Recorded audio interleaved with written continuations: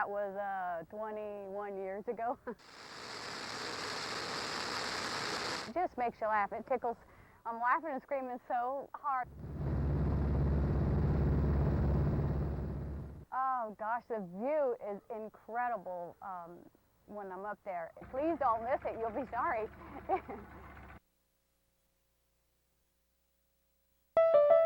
The rules were pretty simple. It was just, if you need a piano, we're going to give one away, and we want to know who needs one. Okay, play the song you made for Cue me. Barb Rath. The past few weeks have been kind of hard because I've been on Facebook a lot. Rath wrote an essay about her kids. All 7 of them are music lovers. Their piano back home, 2 centuries old. I just feel like music is something that can bless people forever. Soon she became the frontrunner with nearly 600 hits online. But in the last few hours of the month-long competition, voters started changing their tune. The response was so overwhelming, the stories so compelling, that the folks here at Hyde Music decided to give away 2 pianos. I was so nervous because I really wanted it. 16-year-old Alyssa Stachinsky also wrote an essay that hit all the right notes. I'm trying to progress myself so that I can become a choral teacher eventually once I'm done with my 2 other years of high school. She told Facebookers about her family's economic hardships. Her father was laid off. The family lost their house. She stressed how music saves her. It allows you to have an emotional gateway and allows you to have fun. Only a few votes separated the ladies. Both will now receive their own Baldwin upright piano, valued at $2,000 apiece. It's an instrument that if you learn to play the piano, it opens up, hundreds of other instruments that you can pick up and really makes you a better musician overall. It's an instrument that has Rath and Stachinsky singing its praises. I'll be the greatest fan of your life. Brett Lemoyne, Channel 5 News, Appleton.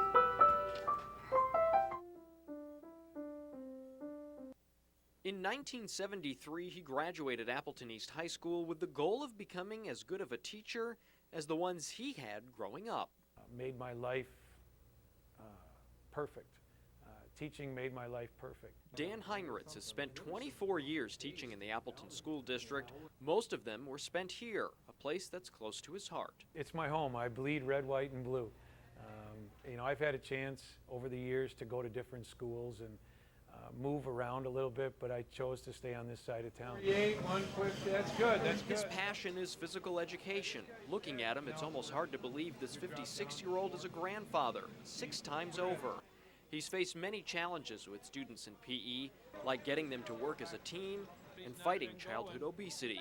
But there was another battle that caught Heinritz off guard. Well, in basically the first part of the year, when things started coming with the budget repair bill, and we saw that things were going to happen.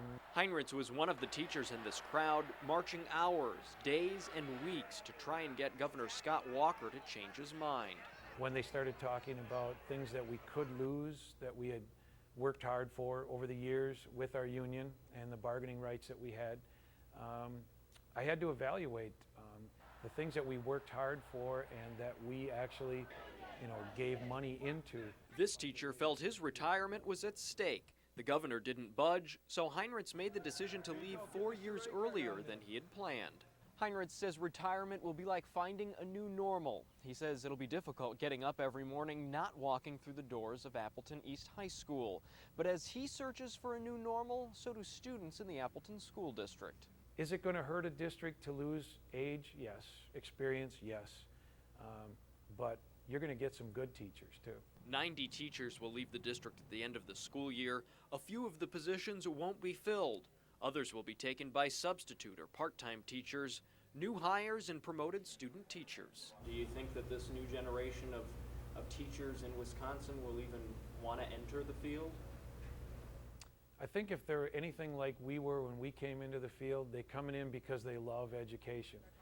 They love working with kids. And he says that's the best part. The most rewarding thing that happens is at the end of the year, they'll come back to you and say, you're pretty hard on us, but I think I learned something. And that's the key. The end of the year is fast approaching. His last day at East will be June 3rd.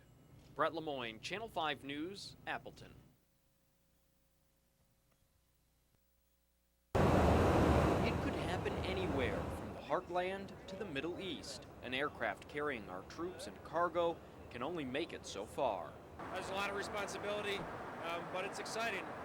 You're playing with really expensive toys. The KC-135 Stratatanker's primary mission is air refueling. We were invited on board for a rare look at it in action. Milwaukee's 128th Air Refueling Wing has a fleet of a dozen of these. Many have aided in Iraq and Afghanistan. Today our destination is southern Indiana. That's where we're meeting an F-16 fighter jet en route from Nevada to an air show out east. Mark Lipinski is the flight's boom operator, controlling and connecting the mid-air nozzle to the jet. The key is eye-hand coordination. The key is depth perception. It's a delicate maneuver, even at speeds of more than 450 miles an hour. The whole process is over in just a matter of moments, and it happens in close proximity. Just to give you an idea how close, there's only about 30 feet separating the tail end of this plane to the cockpit of the F-16. The crew on board hopes these images will encourage others to serve in the Air National Guard. For Aircraft Commander Paige Augustino, it's important for her to show young women how high they can soar. It's been a long road for women in this type of career field, especially the female F-16 pilot. Flying that plane is also a woman. Their mission today, a success. We're the ones behind the scene that keep them flying and give them the gas, keep them going. Brett Lemoyne, Channel 5 News, Milwaukee. That flight is now being rescheduled till tomorrow at 12:10. Anger and impatience spreading like wildfire at the Outagamie County Airport. Oh my God. Mom, this is stupid. Dozens of flights grounded due to fog. Airlines are operating under what's called below landing minimum standards. Visibility stretching only a quarter of a mile. Ben Hetzel isn't taking the news well. What do I do now? His flight to Denver is staying put. It can't be delayed longer than hopefully a few hours. But it's a busy travel week. Any seat that you can get on, if you are in this situation, take it. Many flights Friday and through the weekend are already booked solid. Like many others here, the Kazers are trying to get to the Rose Bowl game in California to cheer for the Badgers. Go Bucky. Go Badgers! A quick glance of flights makes them see red. 2 flights on there out of about 10 are just delayed. Everything else is canceled. And the other one was the 3:45. Now it's a mad rush to reschedule and change plans. But for a lot of folks, the only way to get out of Appleton is on a bus. You can wait till tomorrow if the fog lifts, but if you want to get out tonight, we have to go to Chicago by bus. Great, thank you. Some airlines helped out by hitting the road, taking travelers to Chicago. They might face even more delays there. 200 flights were canceled at O'Hare, 100 more at Midway. Have you rebooked for January 1st? Right. Flight 3098. Leaving some to extend their Wisconsin vacation. I guess my mom gets one more day with us. She's thrilled, I'm sure. Brett Lemoyne, Channel 5 News.